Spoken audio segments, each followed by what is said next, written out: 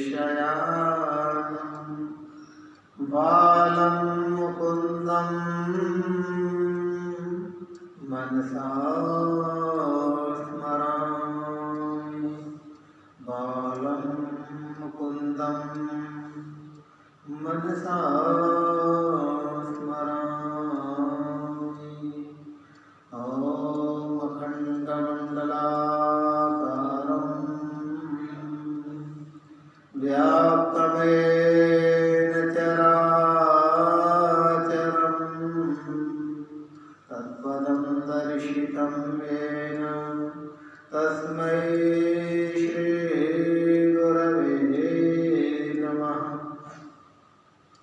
अज्ञानतिमिरान्धस्य ज्ञानाञ्जनशलाकया चक्षुरुन्मीलितं येन तस्मै श्रीगुरवे नमः।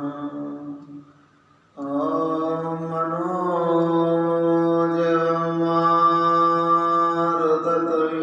मनोजवमारुततुल्यवेगं जितेन्द्रियं बुद्धिमतां वरिष्ठं वातात्मजं वानरयूथमुख्यं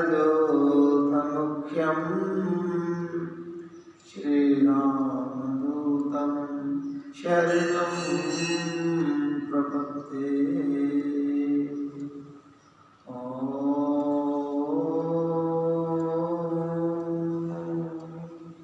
श्री राधे मेरे स्वामी, मैं राधे को दास, जन्म जन्म मोहि दीजियो श्री वृंदावन वास। राधे तू बड़भागिनी, तूने कौन तपस्या कीन, तीन लोक तारन तरन सो तेरे अधीन। श्री राधे सो तेरे अधीन। बोले श्री वृंदावन बिहारी लाल की जय। श्री रास बिहारी भगवान की जय। श्री राधा माधव भगवान की जय। श्री राघवेंद्र लाल की जय। श्री सद्गुरुदेव भगवान की जय।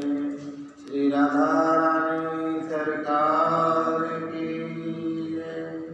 जय जय श्री राधे, जय जय श्री राधे, जय जय श्री राधे श्याम।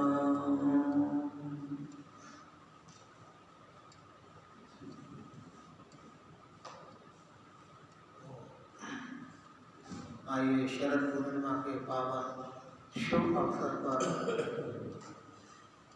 भगवान की अहेतु की कृपा का अनुभव करते हुए राघवेंद्र लाल के पावन चरणों में बैठ करके हम आज जो महाराज का दिन है, भगवान ने आज के दिन सभी गोपियों की मंगलमय कामनाओं को पूर्ण किया।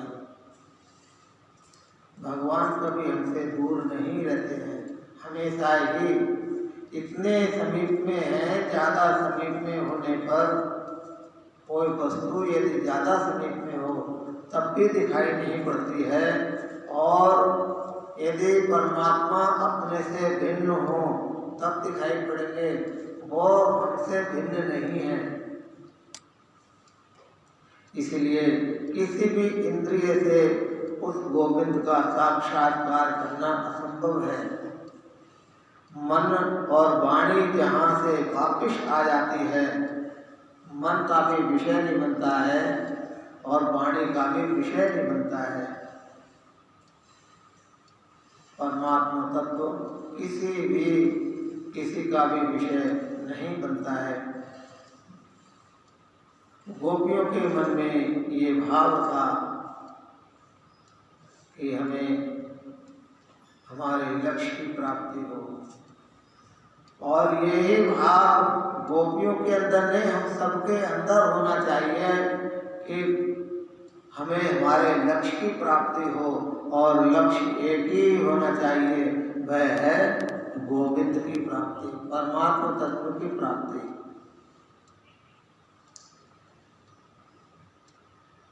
गोपियाँ कोई साधारण नहीं, वेद की ऋचाएँ हैं गोपियाँ, ऋषि कन्याएं हैं, देव कन्याएं हैं।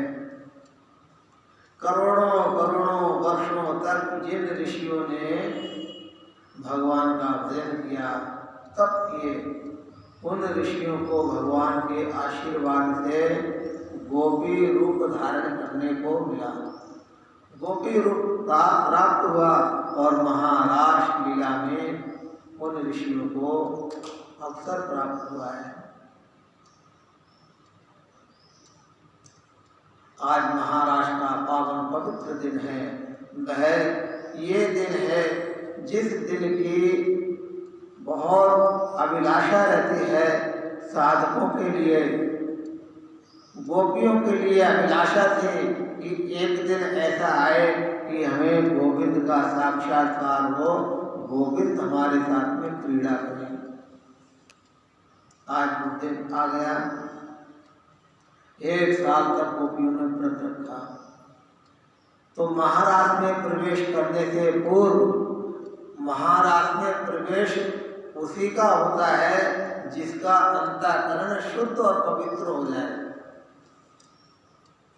अन्यथा यदि अंतःकरण शुद्ध नहीं हुआ, पवित्र नहीं हुआ और हम महाराज में प्रवेश पहले तो वर्जित ही है। शुद्ध अंतःकरण वाले का ही महाराज में प्रवेश है। शुद्ध अंतःकरण नहीं है तो उस महाराज में हम त्रुटि देखेंगे, दोष दर्शन करना शुरू कर देंगे। इसलिए सर्वप्रथम हम अपना अंतःकरण शुद्ध करें, मन पवित्र करें और सुंदर मन में हम राधा माधव की प्रतिमा को, राधा माधव जुगल जोड़ी सरकार को स्थापित करें और अपना सुमन अर्पण करें, तब जाकर के महाराज में प्रवेश कर सकते हैं। तो आइए अपना मन हम एकाग्रचित करें, श्री किशोरी जी के पावन चरणों में अपना मन लगाएं, राधा माधव सरकार के चरणों में अपना मन अर्पण करें।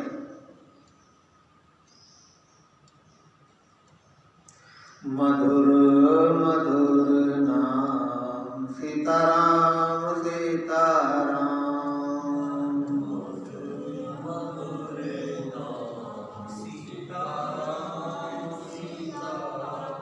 मधुर मधुर नाम राधे श्याम राधे श्याम,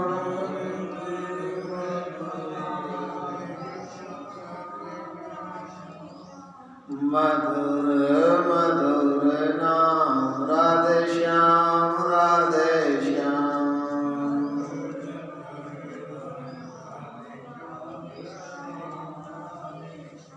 मधुर मधुर नाम सीताराम जय सीताराम,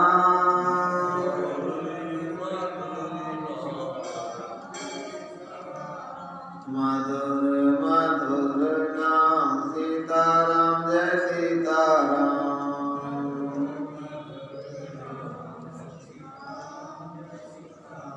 सीताराम जय सीताराम, राधे श्याम जय राधे श्याम,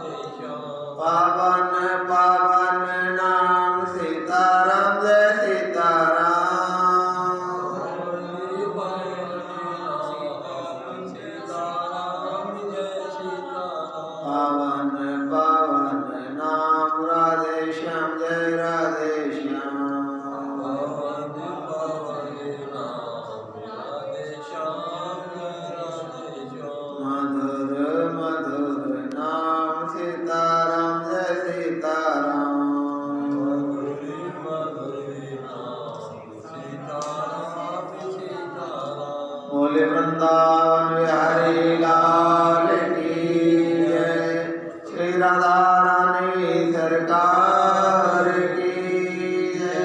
जय जय श्री राधे, जय जय श्री राधे, जय जय श्री राधे श्याम। श्री राधा माधव रास बिहारी भगवान के पावन चरणों में प्रणाम करते हुए जुगल जोड़ी सरकार को अपने हृदय में धारण करके अपना तुमन अर्पण करें और भगवान की महारास लीला में प्रवेश करें। आज भी हमको महाराज के दर्शन होते हैं। आपको होते हैं? आपको महाराज के दर्शन होते हैं? किन किन को होते हैं? हाथ खड़ा करें। नहीं होते। और अगर होने लग जाए फिर आज भी महाराज के दर्शन हम प्रतिपल करते हैं और आप भी प्रतिपल करते हैं, लेकिन अनुभव में नहीं आ रहा है। प्रतिपल आप भी महाराज लीला के साक्षात्कार करते हैं। महाराज का अर्थ है प्रकृति और पुरुष दोनों का मिलन, राधा और माधव का दोनों का मिलन। भगवान श्याम सुंदर का स्वरूप कैसा है? नील श्याम, नीले है ना, आकाश के समान घन श्याम। भगवान को क्या कहा है? घन श्याम।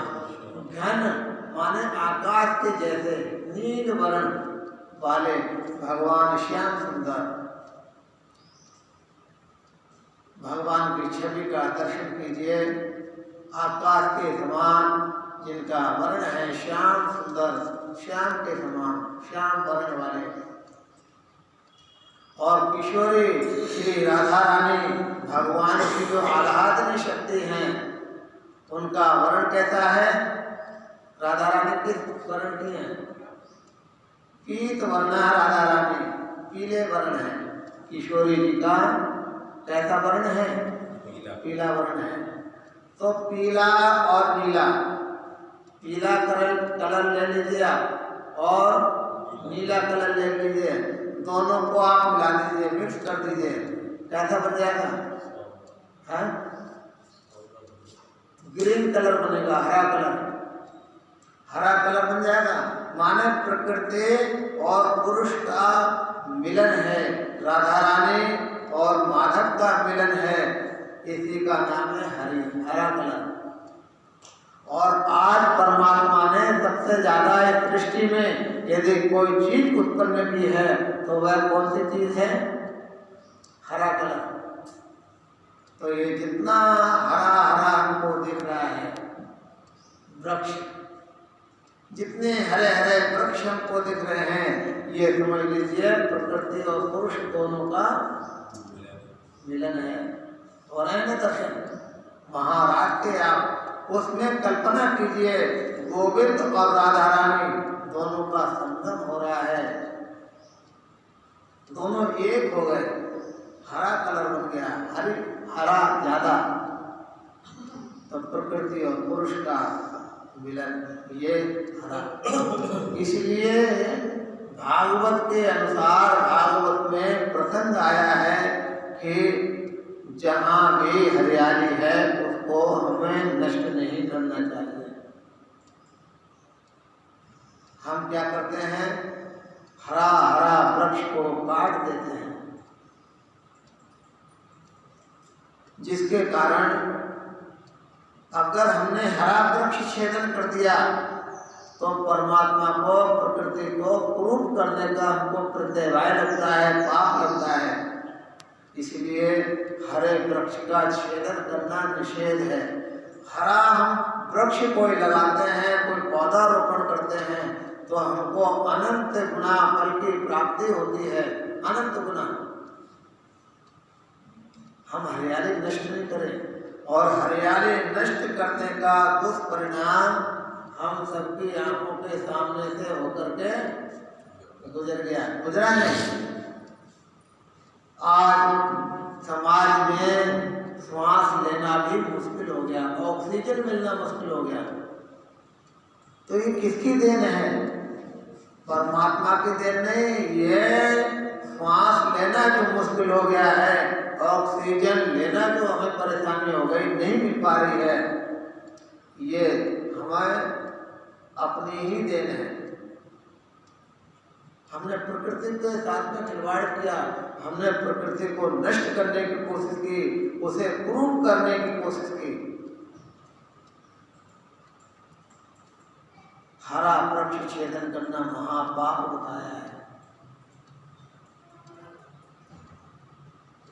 राधा रानी और श्री माधव जी का मिलन है, हरा वृक्ष हरा। जहाँ भी हम हरियाली देखें वहाँ पर ये मन में भावनाएं, ये किशोरी जी और माधव दोनों मिलन हो रहा है, दोनों का संगम हो रहा है। वृक्ष में चेतनता है। जब हम एक वृक्ष को जो अपने हाथ से लगाए हैं और उसको हम रोज सेवा करते हैं, तो कल्पना करना, जब हम जल लेकर के जाएंगे तो आपको हंसते हुए बात करेगा, हंसेगा। वृक्ष को महात्माओं ने हंसते हुए भी देखा है और वृक्ष को महात्माओं ने रोते हुए पर भी देखा है। प्रकृति से हम जितना जुड़ जाएंगे, प्रकृति से दूर नहीं, प्रकृति से जुड़ करके रहें तो प्रकृति हमको संकेत दे देती है। हरा वृक्ष लगाएं, उसको नष्ट नहीं करें, ये प्रकृति का सौंदर्य है। एक वृक्ष लगाने का मतलब है 100 पुत्रों को लालन पालन करना, और वृक्ष को नष्ट कर देना माने 100 पुत्रों को नष्ट करने के बराबर है। ये संकेत मिलता है ग्रंथों से, भागवत से ये संकेत मिलता है, उपनिषदों से ये संकेत मिलता है कि हम प्रकृति के रक्षक बने, भक्षक नहीं। ये वृक्ष प्रकृति के रक्षक हैं, प्रकृति को नष्ट नहीं करते हैं, प्रकृति की रक्षा करते हैं। और जो प्रकृति की रक्षा करने वाले को यदि हम नष्ट कर देंगे तो हम कहाँ सुरक्षित रह पाएंगे। ये विराट पुरुष है, विराट पुरुष के जो है, ये विराट पुरुष के है समाज। विराट पुरुष का मतलब है जिसके करोड़ों करोड़ मस्तक हों, एक नहीं, करोड़ों जिसके मस्तक हैं, करोड़ों जिसके नेत्र हैं, करोड़ों जिसके भुजाएं हैं, वो कौन है? समाज है। ये जो आप सब हम सब बैठे हुए हैं, ये विराट पुरुष है। हम अपना दृश्य बदल दें, हम देखने का तरीका बदल दें। हम साक्षात्कार करते हैं किसके? विराट पुरुष के। जो भी हमारी आंखों के सामने है वो सब विराट स्वरूप है। भगवान नारायण चतुर्भुज रूप में आकर के हमको दर्शन देंगे, हम उनको विराट पुरुष मानेंगे, ये संभव नहीं। जो हमारे आंखों के सामने है यही विराट पुरुष है। नमो सुनंताय सहस्रमूर्तये सहस्रपादाक्षिशरोर्भावे सहस्रनाम्ने पुरुषाय शाश्वते सहस्रकोटि युगधारिणे नमः। और उस विराट पुरुष की नाड़ियाँ हैं, भागवत में बताया। विराट पुरुष की नाड़ियाँ माने जो हम रोगी हो जाते हैं, डॉक्टर के पास में जाते हैं, डॉक्टर हाथ देखता है। क्या देखता है? हाथ में नाड़ियाँ देखता है। कौन सी नाड़ी में क्या बीमारी उत्पन्न हो गई, तो डॉक्टर नाड़ी देख करके रोग का पता लगाता है। तो ये विराट पुरुष माने समाज की नाड़ियाँ हैं देव नदी। देव नदी ये गहराई से आप समझने की कोशिश करना। ये देव नदियाँ जो हैं ये हमारी नाड़ियाँ हैं, और नाड़ियाँ यदि दूषित हो जाती हैं, माने देव नदियाँ यदि दूषित हो गई तो समाज स्वस्थ रह सकता है? समाज स्वस्थ रहेगा? यदि देव नदियाँ माने हमारी नाड़ियाँ दूषित हो गई तो बीमार होना स्वाभाविक है। कभी बुखार, कभी जुकाम, कभी सर्दी, कभी खांसी, कभी खुजली। ये क्यों होता है? हमारी नाड़ियां दूषित हो जाती हैं इस कारण से। इसीलिए डॉक्टर नाड़ी देखते हैं। तो ये जो विराट पुरुष है माने पूरा संसार, इस पूरे संसार का जो नाड़ियां हैं वो नाड़ियां नदी हैं, और उन नदियों को जो देव नदियां हैं उनको पवित्र शुद्ध रखना चाहिए। आज हम क्या कर रहे हैं? हम अपने अंदर झांक करके देखें कि हम देव नदियों में कर क्या रहे हैं। जिस चीज को हम बना नहीं सकते हैं उस चीज को नष्ट करने का हमें कोई अधिकार नहीं है। हमें अधिकार कब होगा? जब हम उस चीज को बनाने के सामर्थ्य हो। भगवती भागीरथी गंगा मैया इस पृथ्वी पर आई, लेकिन करोड़ों वर्ष बीत गए आए हुए, और 3-3 पीढ़ियां जिनकी नष्ट हो गई भागीरथी को लाने में। इतना उन्होंने तपस्या किया, किस लिए? अपने पुरखों का, अपने पूर्वजों के कल्याण के लिए भागीरथी को लेकर के आए। तो हम लोगों का भी उसमें कल्याण हो रहा है। उनकी तपस्या का फल भगवती भागीरथी गंगा मैया पल पल निनाद करते हुए, वेद ऋचाओं का गायन करते हुए हम सबका मंगल कर रही हैं, हम सबको पवित्र कर रही हैं। ऐसी भागीरथी गंगा मैया में जाकर के हम क्या करते हैं? कुल्ला करते हैं, कोलगेट जाकर के गंगा जी में करेंगे, मल मूत्र का विसर्जन कर देंगे वहां जाकर के, गंदे कपड़े जाकर के गंगा जी में छोड़ देंगे। कि पाप है, बहुत बड़ा, बहुत बड़ा पाप है। हम अपने घर का कचरा पड़ोसी के दरवाजे के सामने डाल देते हैं, वो तो गंगा जी हैं, डालते हैं। अपने घर का कचरा निकाला और पड़ोसी के दरवाजे के सामने नहीं डालना चाहिए। गंगा देव नदी है, गंगा मंदिर है। गंगा जिस प्रकार से हम मंदिर के अंदर जाते हैं तो कैसे जाते हैं? स्नान करके, शुद्ध पवित्र वस्त्र पहन करके मंदिर में प्रवेश करते हैं। तो गंगा जी भी क्या है? मंदिर हैं। हम जाएं, शुद्ध होकर के जाएं, साबुन लगाएं खूब घर में नहाने धोने के बाद में, पवित्र वस्त्र पहनने के बाद में हम गंगा जी जाएं और वहां पर हम क्या करें? स्नान करें मौन होकर के। तब हमको गंगा स्नान का फल प्राप्त होता है। हम जाकर के वहां साबुन लगाएंगे, कोलगेट करेंगे, पुराने वस्त्र वहां त्याग देंगे। अब ये नवरात्र निकल गए पीछे। नवरात्रों में जो घर में सड़े हुए फूल हैं, सड़े हुए जो धूप बत्ती जली हुई है, और जितनी भी घर का कचरा है, कोलगेट है, जूता है, चप्पल है, सब कुछ उसमें भर करके और गंगा जी में ले जाकर विसर्जन कर देते हैं। हमने पकड़ा हरिद्वार में नवरात्रों की समाप्ति पर हरियाणा से, पंजाब से कुछ लोग आए कि हमने ये सामग्री जो नवरात्रों की बची हुई सामग्री है वो विसर्जन करना है। हमने बोलो यहाँ पर जब खोला पूरा का पूरा कट्टा भरा हुआ था।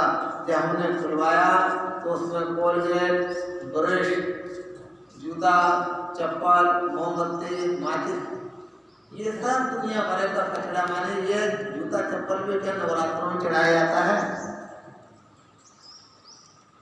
कुछ भी डालने नहीं दिया, मैंने पेड़ के नीचे डाला। बहुत बड़ा अपराध है। शास्त्र कहते हैं, हमारे शास्त्रों की आज्ञा है, अन्य क्षेत्रे कृतं पापम तीर्थ क्षेत्रे विनश्यते। अन्य क्षेत्र में यदि किया हुआ जो पाप है, अन्य क्षेत्र मतलब दूसरा, कहीं भी हमारे द्वारा जो अपराध हो गया है वो नष्ट हो जाता है तीर्थ क्षेत्र में। अन्य क्षेत्रे कृतं पापं तीर्थक्षेत्रे विनश्यते। तीर्थक्षेत्रे कृतं पापं वज्रलेपं भविष्यति। अगर तीर्थ क्षेत्र में कोई अपराध हो गया, पाप हो गया, तो वह वज्र लेप के समान हो जाता है, वह मिटता नहीं। इसलिए कभी भी ये गंगा जल नहीं, ये द्रव्यभूत ब्रह्म है, साक्षात ब्रह्म का साक्षात्कार हो रहा है। ये भाव रख करके हम पवित्र भाव से गंगा मैया का दर्शन करें और गंगा मैया का आचमन करें। और ऐसे गंगा जल का हम पान करते हैं, भगवत गीता को हम पढ़ते हैं, तो यम लोक में उसकी चर्चा ही नहीं होती है, भूल जाते हैं हम लोग उसको।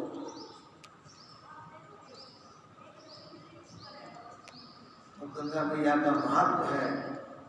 ठीक इसी प्रकार से गोपियों के मन में भाव था कि गोविंद हमें पति रूप में प्राप्त हो, इसके लिए हमें जो भी तपस्या करनी पड़ेगी हम करेंगे। और ये संकल्प लेकर के कार्तिक मास की, कार्तिक मास जो कब आ गया, आज पूर्णिमा है, कार्तिक मास लग गया। कार्तिक मास में ये जो प्रातःकालीन ब्रह्म मुहूर्त में 4 बजे जो स्नान करने की परंपरा है, करते हैं ना कार्तिक स्नान, ये कहाँ से शुरू हुई? ये गोपियों के द्वारा। गोपियाएं कार्तिक मास में 4 बजे गोविंद का भजन करते हुए और भगवती जमुना मैया की तरफ निकलती हैं। तो आइए हम भी गोपियों के साथ में गंगा मैया का भजन, गोविंद का भजन करते हुए ऐसे मन में भाव करें कि जमुना स्नान कर रहे हैं श्री धाम वृंदावन में। गोविंद मेरो है, गोपाल मेरो है, गोविंद मेरो है, गोपाल मेरो है, गोविंद मेरो है, गोपाल मेरो है, गोविंद मेरो है, गोपाल मेरो है, मेरे बाके बिहारी नंदलाल मेरो है,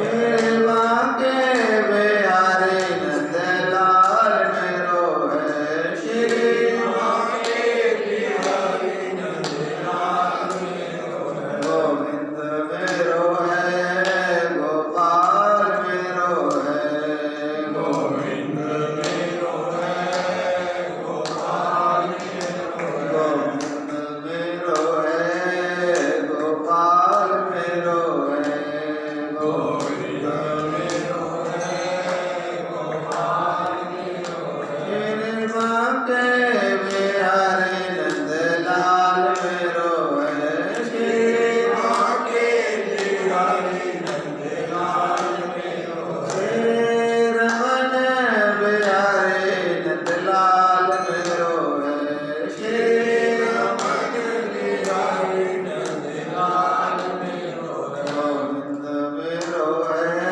गोपाल मेरो है, गोविंद मेरो है, गोपाल मेरो है, गोविंद मेरो है, गोपाल मेरो है, गोविंद मेरो है, गोपाल मेरो है,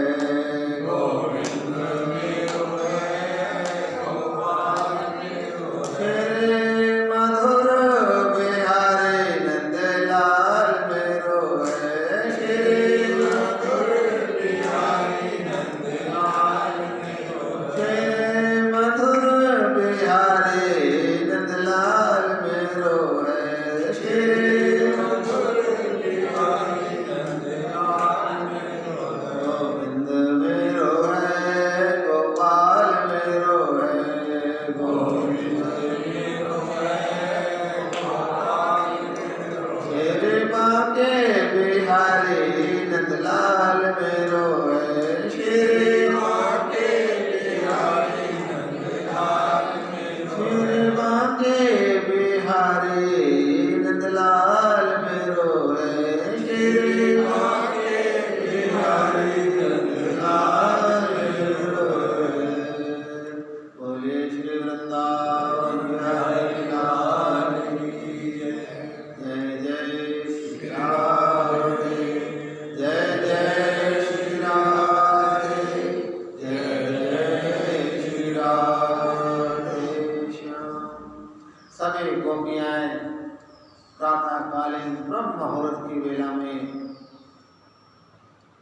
भगवती जमुना मैया के पास में जाती हैं प्रार्थना करते हुए कि गोविंद हमें पति रूप में प्राप्त करें। वो जगतपति है। पति का अर्थ क्या है? पति का अर्थ यही है जो पालन करे, जो पालन करे, रक्षा करे, उसका नाम है पति। जो रक्षा नहीं करे, पालन नहीं करे, जो शोषण कर ले, उसको पति कहते हैं। जो पालन और रक्षा करने वाला है उसका नाम है पति। प्रिय पालन पूर्णे धातु है। जो अपने अर्धांगिनी की रक्षा करे, उसकी आवश्यकताओं को पूर्ण करे।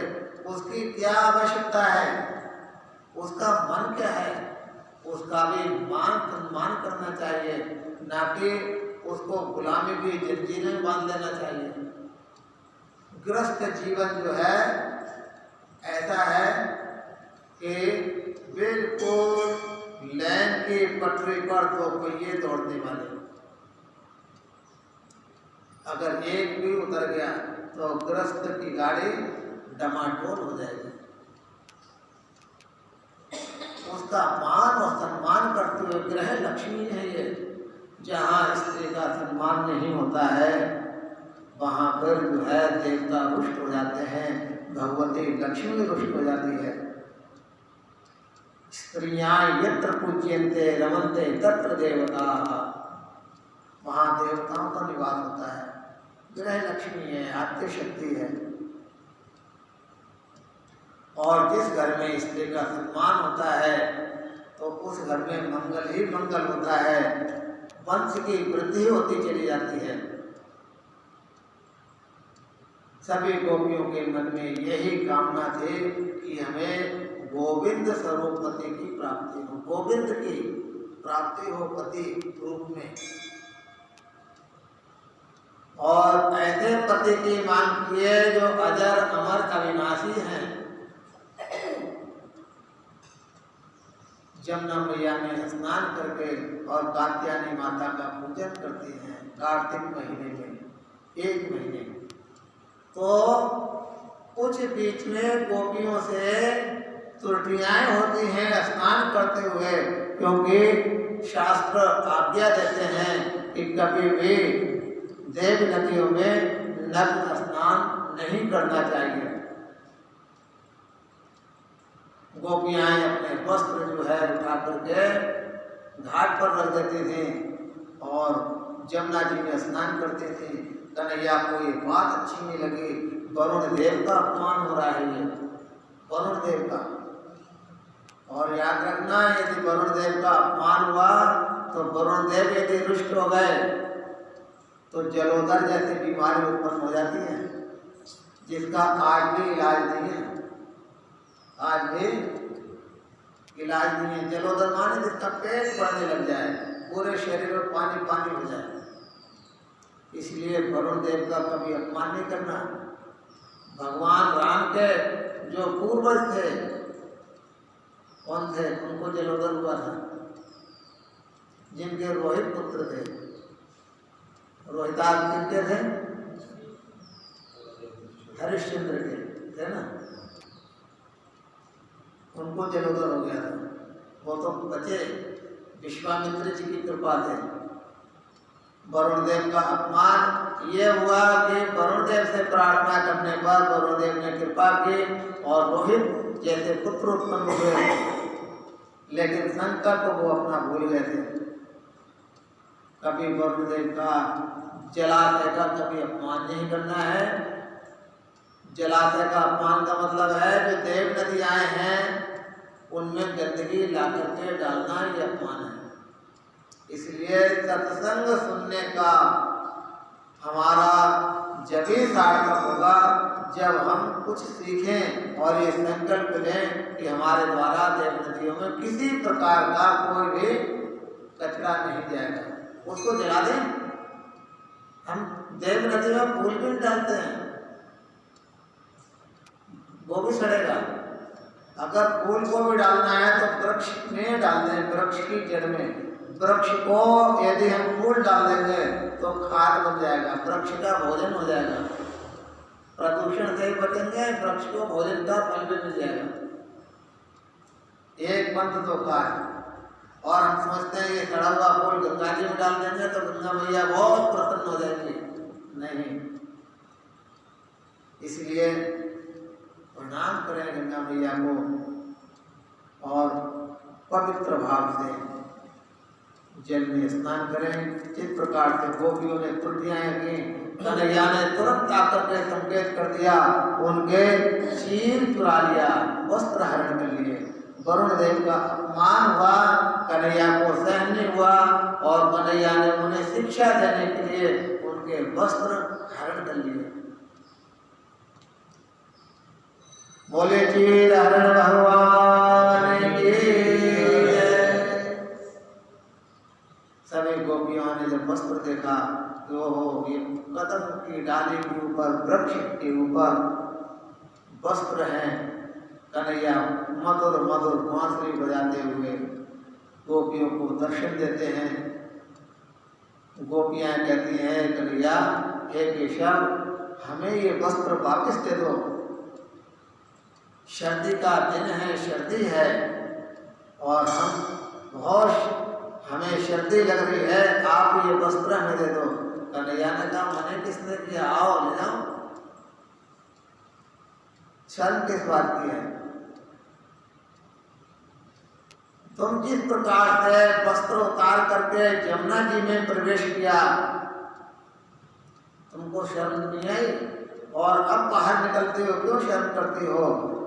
और एक तात्पर्य यह है कि गोविंद से किस बात का पर्दा है। कभी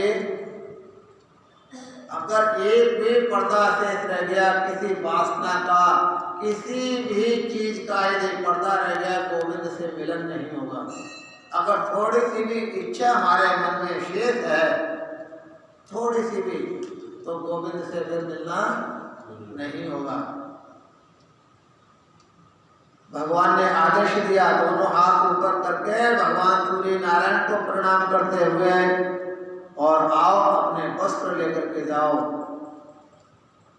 गोपियों के मन में तो था कि हमारे पति हैं, पति देव हैं, तो पति देव से किस बात की शर्म। साष्टांग प्रणाम करते हुए गोपियां आई, त्राहिमाम त्राहिमाम। इसी बात को लेकर के यदि हमारा मन शुद्ध नहीं हुआ, पवित्र नहीं हुआ, तो भगवान के अंदर दोष दर्शन करने लग जाएंगे, जो बहुत बड़ा पाप है। भगवान ने लीला की है, वो तो हमारे आत्मस्वरूप हैं। गोपी और कन्हैया कोई अलग नहीं है, एक ही तत्व है, अलग तत्व नहीं है। क्योंकि पति हैं, प्रेम पालन पूर्ण, जो इंद्रियों की रक्षा करते हैं, इंद्रियों को पुष्ट करते हैं, पालन करते हैं, उनका नाम गोविंद है। सबकी रक्षा करने वाले जगतपति हैं। कृष्णम वंदे जगत गुरु हैं और जगतपति भी हैं। सूर्य नारायण पति हैं, लोकपति। ये भी अपनी किरणों से हमको सबको परिपुष्ट कर रहे हैं। 6 महीने सूर्य नारायण देने के लिए देखें, घास भी उत्पन्न हो जाए, सारी हरियाली समाप्त हो जाएगी। तो गोपियों ने आकर के वस्त्र लिए और क्षमा वरुण देव से मंगवाई है, क्षमा मांगी है। गोपियों से कहा भगवान ने, जाओ, ठीक अगली आने वाली जो शरद पूर्णिमा है, इसको एक साल हो जाएगा। अगली जो आने वाली शरद पूर्णिमा है, इस पे तुम्हारी सभी मनोकामना पूर्ण हो जाएगी। और उसके बाद में कन्हैया अपनी लीला करने लगे, गोवर्धन लीला। उससे पहले किसका पद किए हैं? कालीनाथ का, कालिया का, जो प्रकृति से खिलवाड़ करता है, प्रकृति को जो नष्ट करता है, गोविंद उसको कभी क्षमा नहीं करते। प्रकृति माने जल है, वायु है, और ये हरियाली है, जो इसके साथ में खिलवाड़ करेगा, इसको नष्ट करने की कोशिश करेगा, वो प्रकृति का दुश्मन नहीं। कन्हैया कहते हैं वो मेरा सबसे पहला शत्रु है। कालिया नाग जो रमणक द्वीप में रहता था, लेकिन वह गरुड़ जी के भय से कहाँ आ गया? जमुना जी में आकर के बस गया, जमुना जी में आकर के रहने लगा। उसके कारण पूरा जल विषाक्त हो गया, पूरा जल। भगवान ने देखा कि उड़ते हुए पक्षी यदि जमुना जी के ऊपर से निकल जाते हैं, वो भी मूर्छित होकर के गिर जाते हैं। जमुना जी में किसी गाय ने जल पिया और गाय समाप्त हो गई, गाय मर गई। भगवान ने उसी समय संकल्प लिया कि मैं जमुना जी को शुद्ध करूंगा। आज याद रखना, पहले सिर्फ एक कालिया नाग था। कितना? एक कालिया नाग जो भगवान ने नष्ट कर दिया, और आज तो कितने कालिया नाग बैठे हुए हैं जो हमारे जमुना महारानी को प्रदूषित कर दिया। अपने घर का कचरा जमुना जी में, गंदा नाला गटर सब जमुना जी के अंदर। परमात्मा को क्षमा करेंगे? धन तो बहुत आ जाएगा, लेकिन हमारा परलोक बिगड़ जाएगा। धन इसी लोक में काम आएगा और धर्म परलोक में काम आएगा। धन से सुख शांति नहीं मिलती है, मिलती है? अगर धन से सुख शांति मिलने लग जाए तो फिर जो विदेश में लोग हैं वो हमारे भारत में क्यों आए? धन से शांति नहीं, शांति तो आत्मानुभूति है। एक कालिया नाग को मर्दन करने के लिए भगवान श्री कृष्ण ने लीला किया। जब उन्होंने देखा है कि हमारे जमुना महारानी अपवित्र हो गई, अशुद्ध हो गई, विषाक्त हो गई हैं, ये जल पीने योग्य नहीं रहा, तो भगवान ने एक लीला की, सभी गोपों के लिए बुलाया और कहा कि आज हम गेंद खेलेंगे। आज भी उस गांव का नाम गेंदा गांव है। कभी किसी ने दर्शन किए होंगे, जहाँ भगवान ने गेंद लीला की, उस गांव का नाम गेंदा गांव पड़ गया। बहुत गहरा, वहाँ पर एक जो है गहरा है, वो बहुत गहरी जगह है। वहाँ पर भगवान ने मधुमंगल आदि जितनी सखा हैं, इन सभी सखाओं के साथ में गेंद लीला शुरू की है। और गेंद खेलते खेलते भगवान श्री कृष्ण ने वह गेंद फेंक दिया जमुना जी के अंदर। सभी ग्वालों ने कहा, कन्हैया अब तो तुम हमारे गेंद ला करके दो, नहीं तो घर में हमारी मैया हमको मारेगी, हमको तो गेंद चाहिए। कन्हैया ने कहा, अरे मित्र अभी लेकर के आता हूँ। और कुछ सखाओं ने रोका है कि कन्हैया जमुना जी के अंदर मत जाओ, इसमें कालिया नाग है, विषाक्त जल है। कन्हैया ने आश्वासन दिया है कि मैं डरने वाला नहीं कालिया नाग से, और कूद पड़े हृदय के अंदर। हाहाकार मच गया, सभी सखा रोते हुए पहुंचे हैं माँ यशोदा से शिकायत करने के लिए। भैया कन्हैया काले देह में कूद गए हैं, और वहाँ से नंद बाबा और माँ यशोदा विलाप करते हुए आई हैं घाट पर। इधर भगवान श्री कृष्ण जमुना महारानी के अंदर उस जगह पहुँचे हैं जहाँ पर कालिया नाग बैठा हुआ है, उसकी पत्नियाँ उसकी सेवा कर रही हैं, लेकिन उस समय कालिया नाग विश्राम में था। सभी को नाग पत्नियों ने समझाया है कि तुम कोमल हो, तुम्हारे अंग कोमल हैं, हमारे पतिदेव अभी सोए हुए हैं, तुम अभी यहाँ से चले जाओ,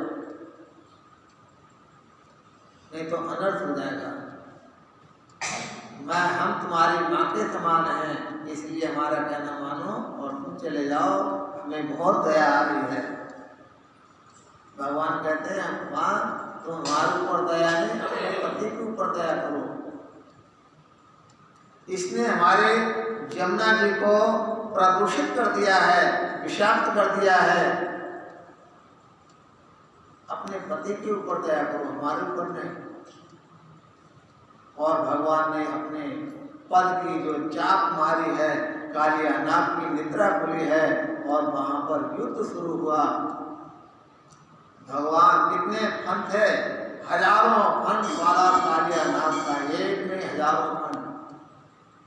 भगवान कूद करके उसके फनों के ऊपर चढ़ गए और ऐसे नृत्य करने लगे जैसे भगवान जो फन उठाए कालिया नाग, उसी फन के ऊपर भगवान का चरण पड़े।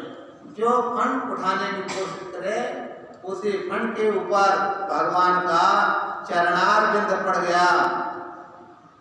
तांडव गति मुंडन पर नाचत गिरधारी, तांडव गति मुंडन पर नाचत गिरधारी, तांडव गति मुंडन पर नाचत गिरधारी, तांडव गति मुंडन पर नाचत गिरधारी।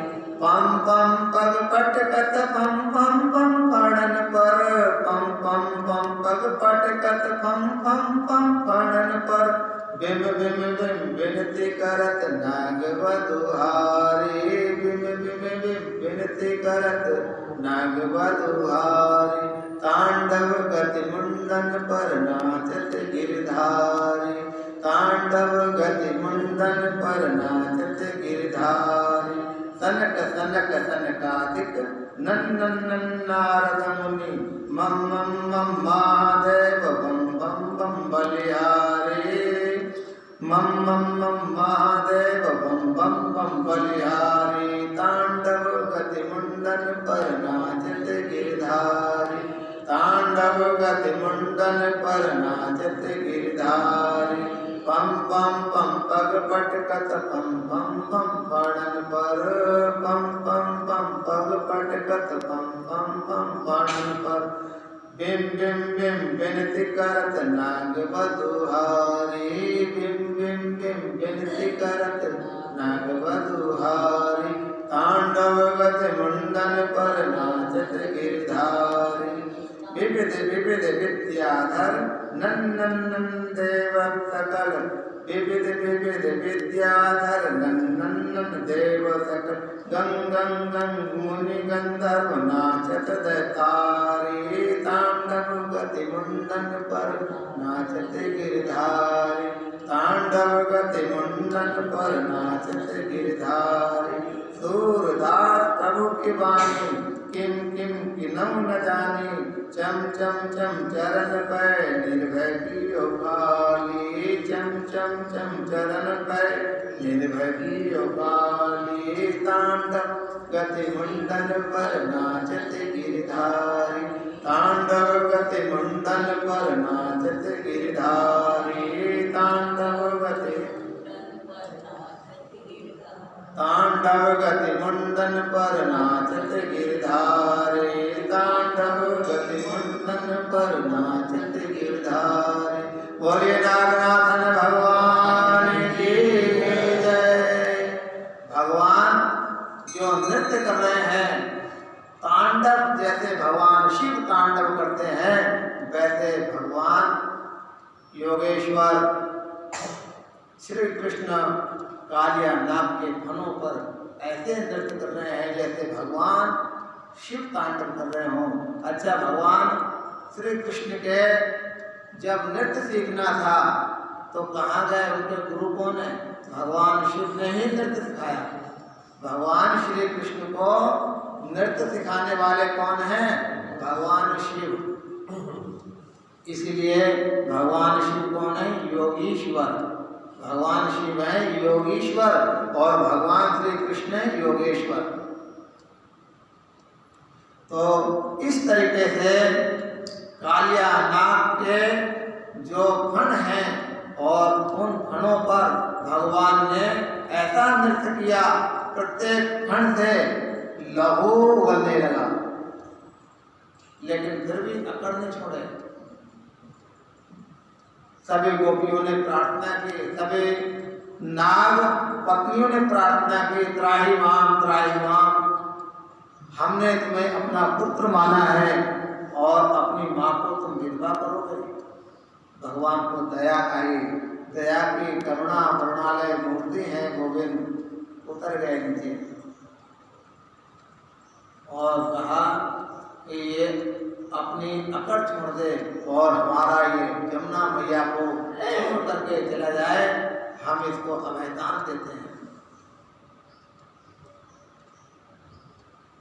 कन्हैया ने कहा हम चुप हैं, तो इसका मतलब ये नहीं है कि तुम कुछ भी करो, अराजकता फैलाओ समाज में। तुम्हें रहने का एक स्थान बताया है। नाग भी बहुत होशियार, कालिया नाग ने कहा केशव हमें ये बताइए कि इस सृष्टि की रचना किसने की? बोले हमने। अच्छा, तो इस सृष्टि में नाग किसने बनाए? नाग भी बनाने वाले हम। तो ये बताइए समुद्र मंथन किया है, उसमें से विष जो निकला है तो विष भी आपने बनाया है, तो हमें अमृत भी निकला है, आपने हमें अमृत क्यों नहीं पिलाया? क्यों विष डाल दिया? विष क्यों डाला हमारे अंदर? जो चीज हमारे अंदर पड़ी है वही तो हम बाहर निकले उगलेंगे। हमारे अंदर भी दो चार बूंद अमृत की टपका देते। कन्हैया चुप रहे। कन्हैया ने कहा ठीक है, सब कुछ हमारे द्वारा बनाया हुआ है, तो तुम्हारे रहने का स्थान भी हमने बनाया है, जाकर के रहो, रमणक द्वीप में रहो। जो इतना सुंदर रमणक द्वीप को छोड़ करके तुम यहाँ पर चले आए, दूसरे के देश में आकर के तुम उग्रवाद फैला रहे हो, शांति को भंग कर रहे हो। रहना है हमारे देश में तो शांति पूर्वक रहना पड़ेगा। हमारे जो देश की मर्यादाएं हैं उन मर्यादाओं का पालन करना पड़ेगा। रहो, लेकिन यदि तुम रहोगे हमारे देश में और गुणगान गाओगे कहीं दूसरी जगह का, तो ये सहन नहीं। हम चुप हैं, लेकिन अराजकता नहीं फैलाने देंगे। तुम जाओ रमणक द्वीप में। कालिया नाग कहता है कि प्रभु आपका जो गरुण जी है वो हमको खा जाएगा। भगवान कहते हैं नहीं, आपको खाएगा नहीं, आओ, क्योंकि तुम्हारे प्रत्येक फण के ऊपर हमारे चरण का चिन्ह है और वो जो है तुमको देख करके प्रणाम करेगा। भगवान कालिया नाग के फणों के ऊपर सवार होकर के जमुना हृद से बाहर निकले हैं। सभी आनंदित हो गए, मंगल ही मंगल हो गया, सब खुशी से झूमने लगे। इस तरीके से जो है ये कालिया नाग का वध किया और हमारी जमुना मैया को शुद्ध पवित्र कर दिया।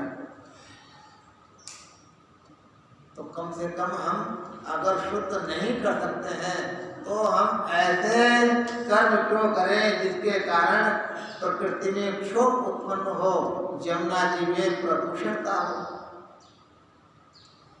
आज जमुना जी के अंदर ये हालत है कि वृंदावन में जाओगे आप आचमन नहीं कर सकते।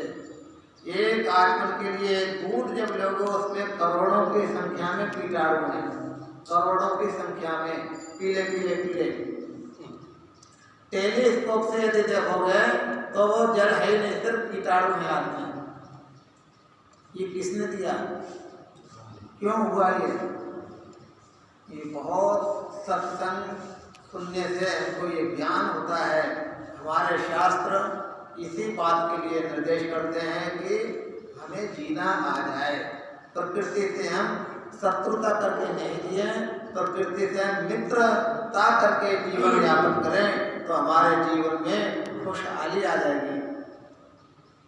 इसके बाद में शरद ऋतु की फिर पूर्णिमा आई है और भगवान ने रात्रि के समय कोमल बालूका पे बैठ करके और चंद्रमा पूर्ण सुशोभित था, 16 बला परिपूर्ण चंद्रमा था और अर्धरात्रि के समय, अर्धरात्रि का समय नहीं था, जैसे ही चंद्रमा का उदय हुआ भगवान ने अपनी बांसुरी बजाना प्रारंभ किया और उस बांसुरी बजाने से पहले कीलक मंत्र का उच्चारण किया है। क्लीं मंत्र का, क्लीं। बांसुरी बजाना जब प्रारंभ किया तो प्रत्येक गोपी के कान में आवाज गई है कन्हैया हमको बुला रहे हैं। और कन्हैया की जब बांसुरी बजती है तो जड़ तो चेतन हो जाता है और चेतन जड़ बन जाता है, पहाड़ पिघल जाता है और पिघलने वाला वो जम जाता है, जहां भी तहां समय ठहर जाता है।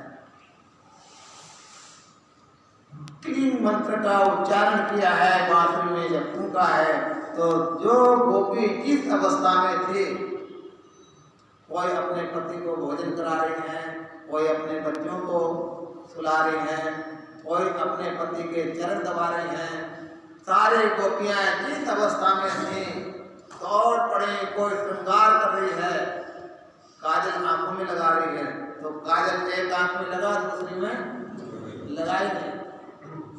कोई वस्त्र धारण कर रही हैं, जो वस्त्र धारण कर लिया उसी वस्त्र में दौड़ पड़ी हैं। ये है तन्मयता, ऐसा भाव, ऐसी उत्कंठा हम लोगों के अंदर आए। गोपियां दौड़ पड़ी हैं और कहाँ पहुंची, जहाँ कन्हैया बांसुरी बजा रहे हैं।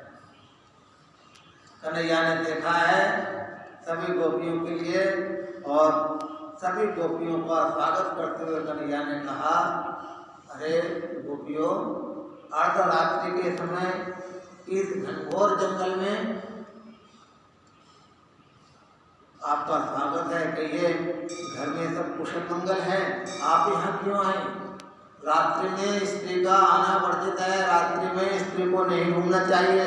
जाओ जाओ अपने घरों में जाओ, तुम्हारे पतिदेव तुम्हारा इंतजार कर रहे हैं। सभी गोपियाँ पैर से जमीन खोदने लगी और मन में क्रोधित होकर के कहने लगी, पहले तो आपने बुलाया और अब हमको वापिस भेज रहे हो। अच्छा जंगल घूमना है तो घूम लिए ना, अब जाओ। नहीं नहीं, तुम्हें अपने पति की सेवा करनी चाहिए। गोपियों ने कहा, एक बात बताओ गोविंद,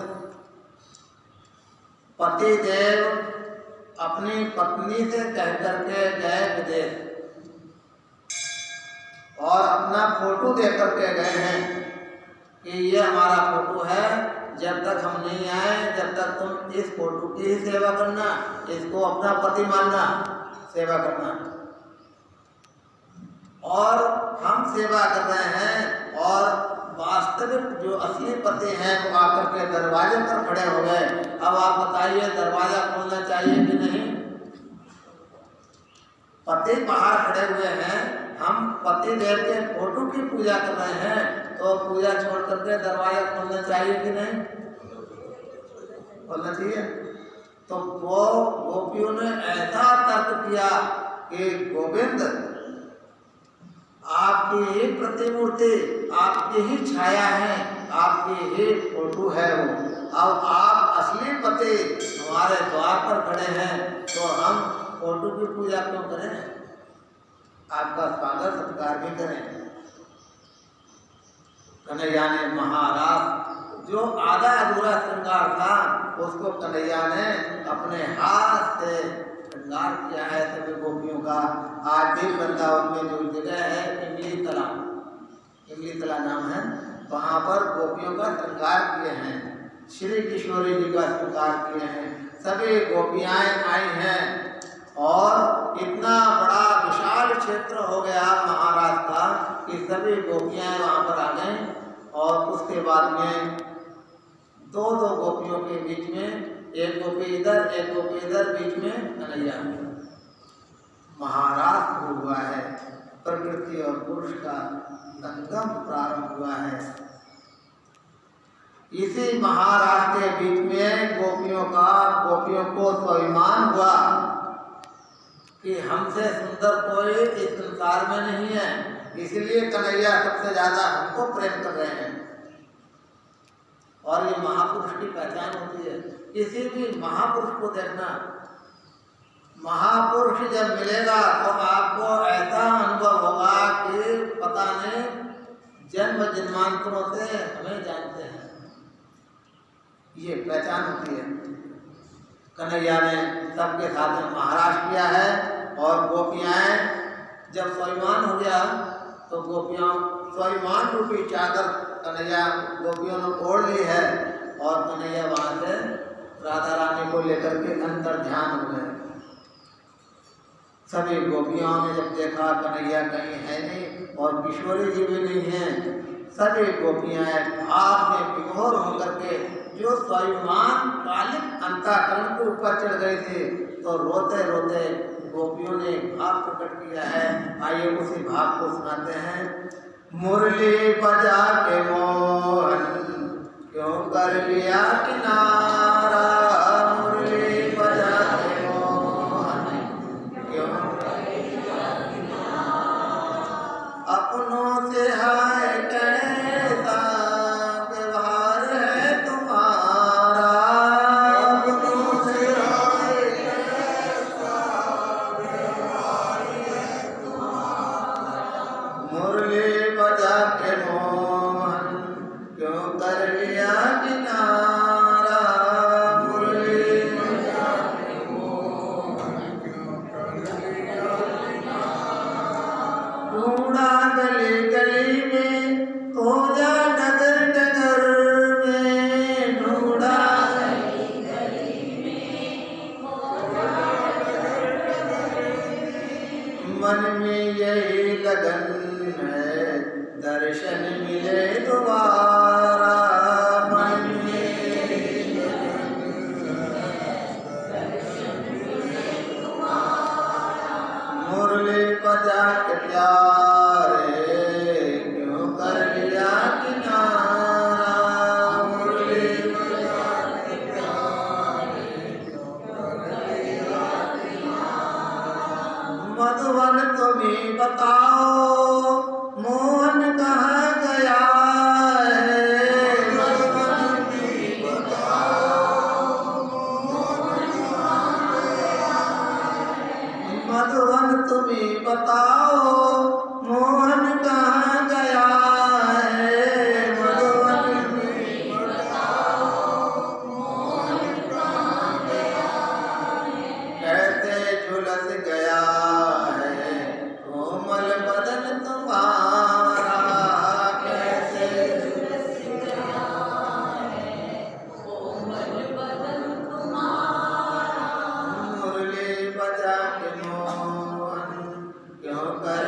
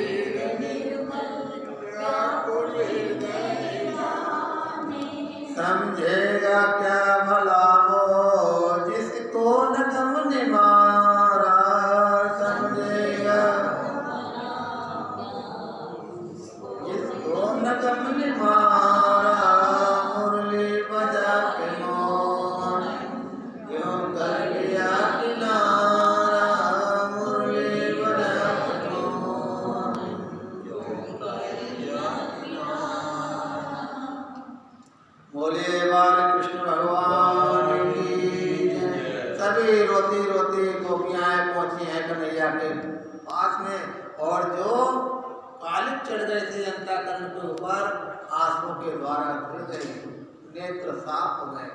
और जब नेत्र साफ हो गए तो गोविंद का साक्षात्कार हुआ। और गोविंद के साक्षात्कार जब हुआ है, राधा रानी का साक्षात्कार, राधा रानी को भी स्वाभिमान आया, तो राधा रानी को भी भगवान छोड़ करके चले गए। जब सबका अंतःकरण शुद्ध हो गया, अहंकार की चादर उतर गए, गोविंद जहाँ थे गोविंद वहीं है, गोविंद कहीं गए नहीं और जा भी नहीं सकते। बस हमें अपना चश्मा बदलना पड़ेगा। ये थी आज की महाराष्ट्र लीला, जो बहुत शॉर्टकट में सुनाए। भगवान की लीला दिव्य लीला है। देवता शेष नाग हजारों गुणों से भगवान की कथाओं का मंगलमय गायन करते हैं, तब भी पार नहीं पाते हैं। ये चरमय जिह्वा क्या गोविंद का गुणानुवाद करेगी? ये तो रसास्वादन करना जानती है, गोविंद का भजन करना नहीं जानती। गोविंद की कृपा हो, गोविंद की शक्ति प्राप्त हो, तब कुछ बोल सकती है। बोले श्री कृष्ण भगवान की जय। आज थोड़ा विलम्ब हो गया है, इसके लिए मैं क्षमा प्रार्थी हूँ। और आज की कथा को हम यहाँ विराम। ओम श्री राम जय जय